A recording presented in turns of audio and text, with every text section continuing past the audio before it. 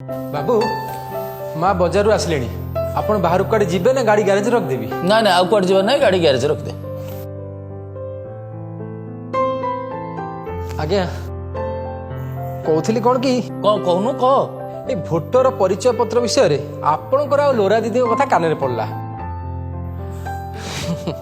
ये कथा कौन कि मु मो भोट परिचय पत्रटा वर्ष है गोटे हजाई देछि। अच्छा ये जो भोटर हेल्पलाइन ऐप रे मु कौन मोर भोट परिचय पत्रटा आउ थे आवेदन करि परिबी काहे कि नुहे रब भाई आसिलो तुम फोन टा आनी आसिलो देलो तुम फोन टा देलो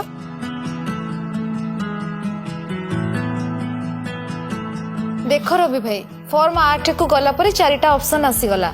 प्रथमे घर ठिकाना परिवर्तन, द्वितीय रे अन्य किछि व्यक्तिगत विवरणी रे परिवर्तन, तृतीय रे सबु विवरणी अपरिवर्तित रही नुआ भोटर परिचय पत्र आउ शेष रे बा चतुर्थ रे निजको दिव्यांग भाबे चिन्हित करबा। मोर तृतीयटा दरकार सबु विवरणी अपरिवर्तित रही नुआ भोटर परिचय पत्र। तेबे ए जो तृतीय ऑप्शन टा देखुछ issue of replacement EPIC without correction ताकू चयन करी नेक्स्ट रे क्लिक करि दबा।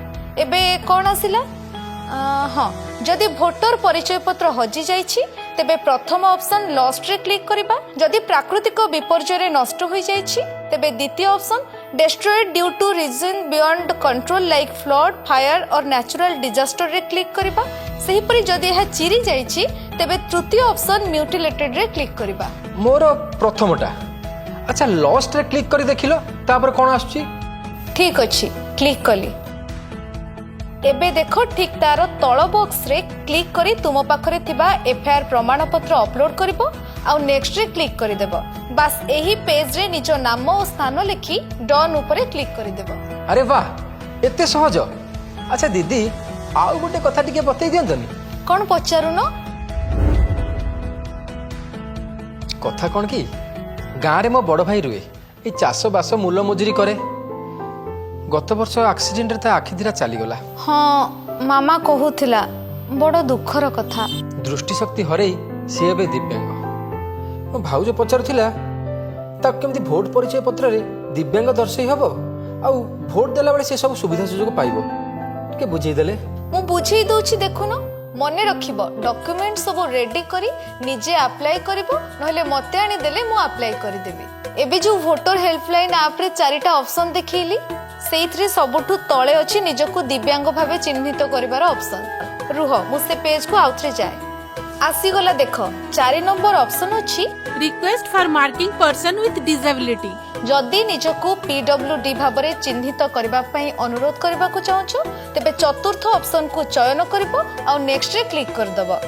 जदि जड़े चलप्रचल बाधित तेबे प्रथम ऑप्शन लोकोमोटिव। जदि जड़े दृष्टि बाधित तेबे द्वितीय ऑप्शन विजुअल।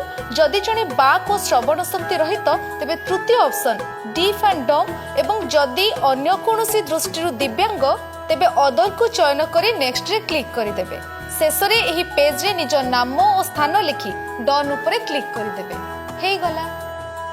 जड़े भोटर तालिका रे दिव्यांग भाबे चिन्हित होइतिले भोट देला बेले अग्राधिकार पाई थांती। वाह दीदी मानिबा को पड़ियो तुमको बहुत बहुत धन्यवाद। धन्यवाद मते नुह भाई वोटर हेल्पलाइन ऐप को दियो आउ सुनो तमरो समस्त विवरणी को आउ थरे जांच करि नै कन्फर्म ऊपर क्लिक करिवो। आउ हां भविष्यत रे आवश्यकता को दृष्टि रे रखी रेफरेंस आईडी नंबर को नोट करी रखिबो किंबा ई शेष पेज रो स्क्रीनशॉट नै जत्न रे साइति रखिबो। जानि पारछु रवि आम भारत निर्वाचन आयोग द्वारा प्रस्तुत होइतिबा ए भोटर हेल्पलाइन ऐप केते उपकारी। हाँ पापा आम स्मार्ट जेनरेशन रो smart app voter helpline app